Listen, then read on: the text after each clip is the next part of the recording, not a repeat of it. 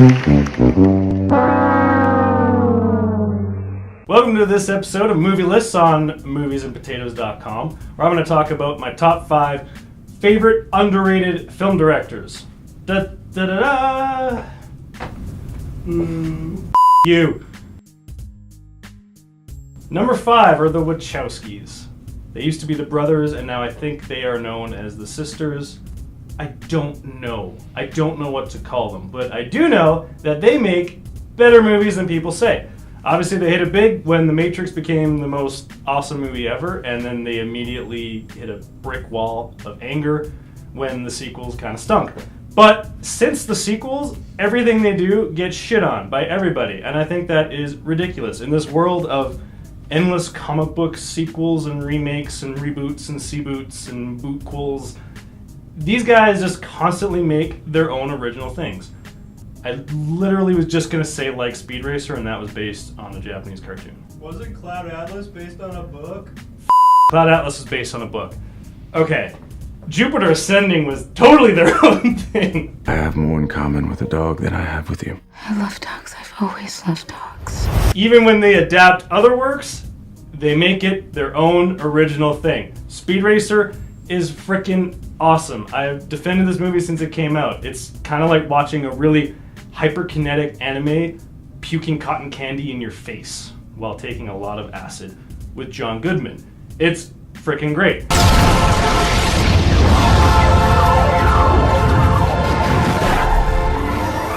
Jupiter Ascending. Everyone hated Jupiter Ascending for good reason. It's stupid. I love dogs. I've always loved dogs. But it is also a shitload of fun, and it has Mila Kunis and Channing Tatum on rocket boots flying around avoiding big lizard monsters.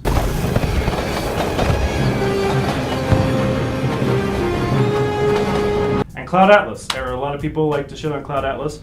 I thought it was a big, messy masterpiece of nonsense.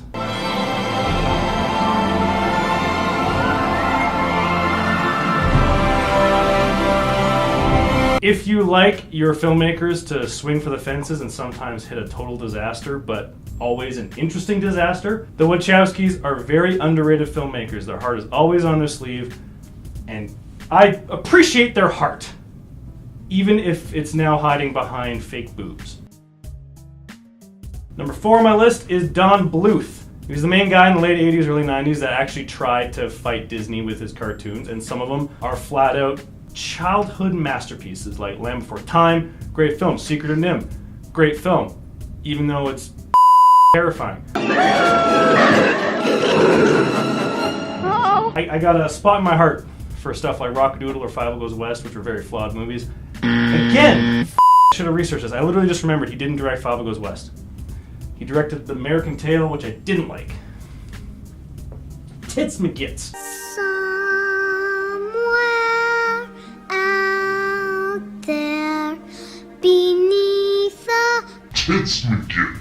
He's basically been in retirement since 2000 when Titan AE tanked to high heaven.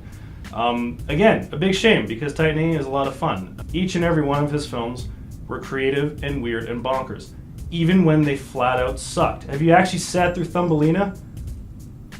Me. Let me take you far beyond the stars. And you know what, Don? Somehow, by some weird miracle, if you're watching this, come back.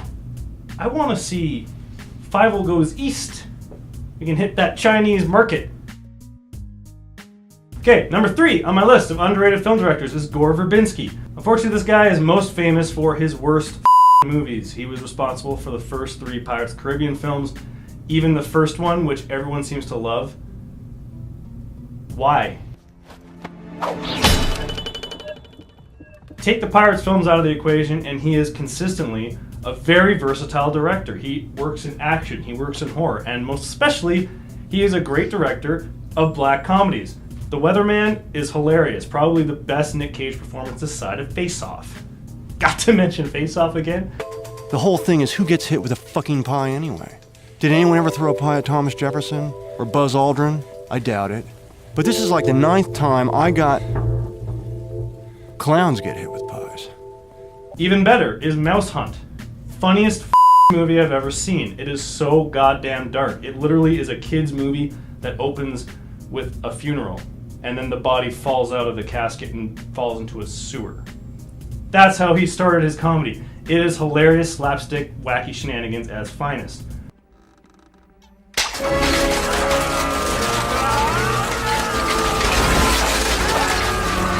And most recently this year, he made A Cure for Wellness. Not a great script, not a great story. All of the surprises in A Cure for Wellness you can see coming a mile away. And yet, for 2.5 hours, I sat there like a numbskull watching every single moment of that film, just because of the style of Gore Verbinski's directing. You're trying to make me think I'm insane. What's happening to me? He's very classically trained, composes everything beautifully, and knows how to use great shots that aren't too flashy, that they call attention to themselves, like some people I know, but uses that in the service of a, if not a good story, then at least a story that is somewhat interesting, other than Pirates of the Caribbean 2, and 3, and 1. F*** those Pirates movies. Number 2 on my list of underrated directors is Tom Moore, or Moore. He's an Irish director that has only made 2 feature films. Both are so wonderful, he deserves placement on this list. Secret of Kells was his first movie, and if you haven't seen Secret of Kells, please go fucking watch Secret of Kells. It's the most magical, adorable, balls out, awesome, trippy movie you will ever see.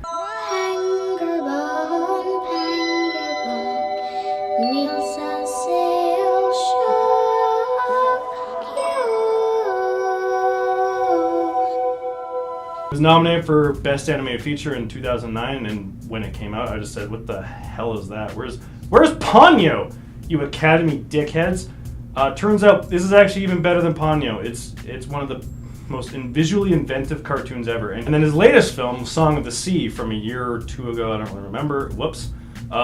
Same basic thing. Set in Ireland, a magical story involving Irish fables and folk tales, and animated in a really beautiful, pristine, yet 2D but 3D kind of way. It's hard to describe a Tom Moore film, which is why I know he has a vision. He has a specific style, and there's a lot of directors out there that have a style, and they get either super praised for it or super shit on for it. Tom Moore deserves a huge amount of praise, even just from these 2 films. We found her! Saoirse! Run! Those stories that Mum told me, they're all true. His new one coming out hopefully really soon is called, I did research this, let me look it up, Wolfwalkers. And again, it's focused on an Irish fable, and it looks like it's animated in the same kind of beautiful, creative, trippy, awesome way. So again, Tom Moore, if for some reason you're on YouTube and you type in movies, and then you type in potatoes, and you see this, keep at it, keep doing what you're doing. Me and my family, we love your movies. You are great. Just keep going with them, you Irish bastard. A wee little Ireland is my land. Braveheart reference. Braveheart. My last pick for the number 1 most underrated film director out there, Masaki Kobayashi. Kobayashi was a Japanese film director in the 40s, 50s, and 60s primarily, and goddamn, every single one of his movies is a masterpiece. Even his lesser films like Thick Walled Room or I Will Buy You, both of those films are excellent movies too. But he is responsible for some of the greatest masterpieces I have ever seen. Quaiden is this anthology ghost movie. Beautiful. Harakiri is a samurai movie. Awesome.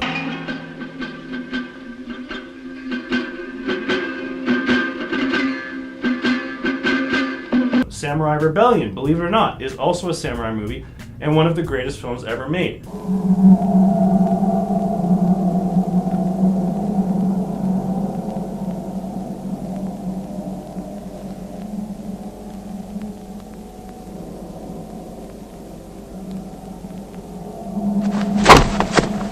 Japanese film directors, they get a whole lot of fame and attention from that era. The Kurosawas, the Mizoguchis, the Ozus. Ozu is boring. And Kobayashi trained under Ozu. And he left because he's like, God damn it, this guy's boring. Kobayashi's style is very modern. He uses a lot of innovative camera techniques, a lot of movement, a lot of powerful stories, and his greatest film, The Human Condition. It is 9 hours long. It is worth every goddamn minute of that.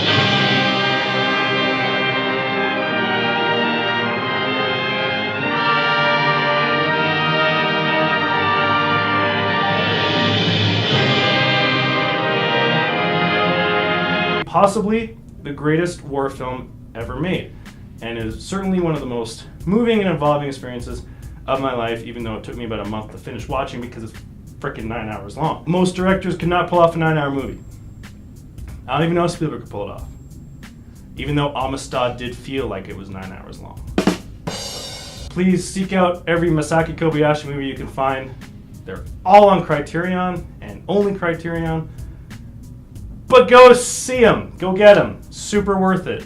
And that is the end of my list. Oh boy, I ended on such a high note by shelling out Criterion, some Japanese director no one's heard of. But fuck it, that's my list. Yep. Yep. That's where we're cutting it. That's where we're cutting it.